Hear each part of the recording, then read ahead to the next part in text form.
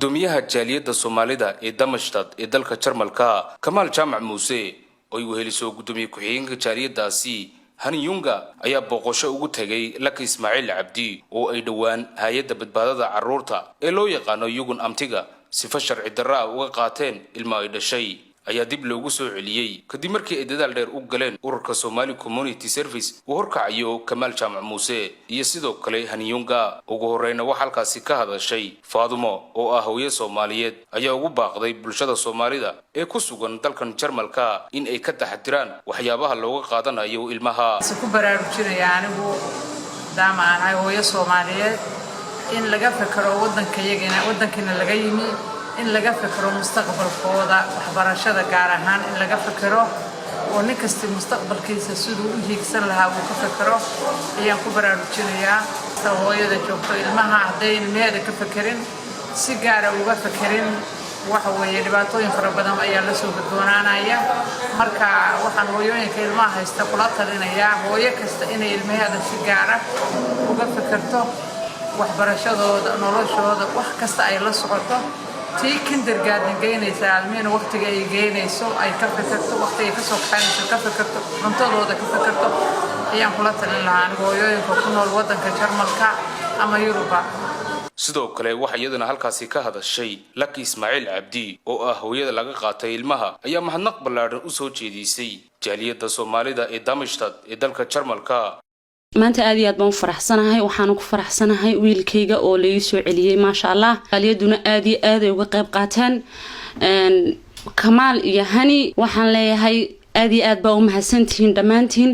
ruuxaantii aniga wallahi aad iyo aad bay caawiyeen arintayda aad baa u xumayd aad baa u adkayd meel adag ay mareysay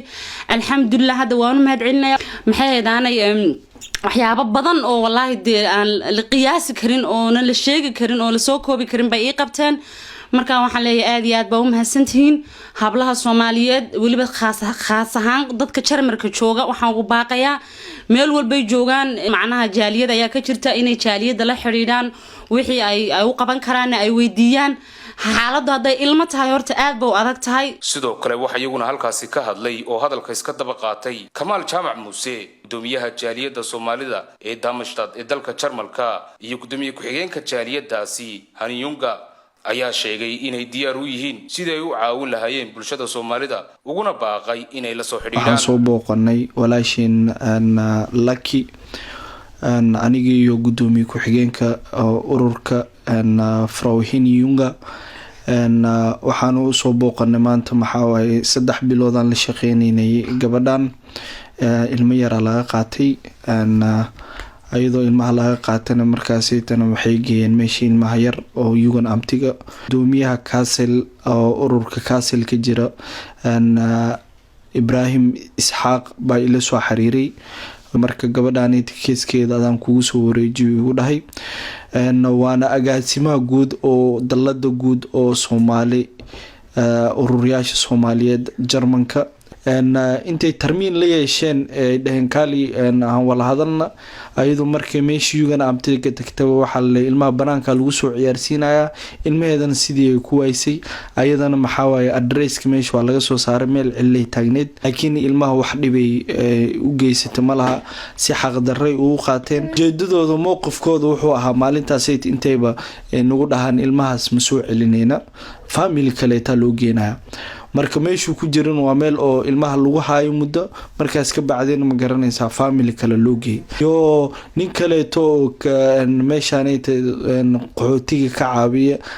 aniga asaga ma garanaysaa aan oo la dhaho Herr Dominic aniga asaga dhinacu ka dagaaltamay anigan dhinacan ka dagaaltamay asaga waxyaalo badan oo qalad aan ku aragnaa hata meeshu wiilka yar jooga hata waan ka wala hadalnay sida asagoo caloosha xanuunaysa ta dhakhtar ma geenin maruu gacanta ka dhacay hata maysan dhakhtar u maysan geenin ilaa markii maamada soo booqato uu dhaha awaa maama gacanta ay xanuunaysa marka xaalad xun uu ku jiray wiilka yar ayadana ma garanaysaa maamo isku filan ay ahayd si qalad ay ugu qaateen qaladkina maxaa waaye ilaahay amarkiis waa yalla mudakar MMTV Jarmalka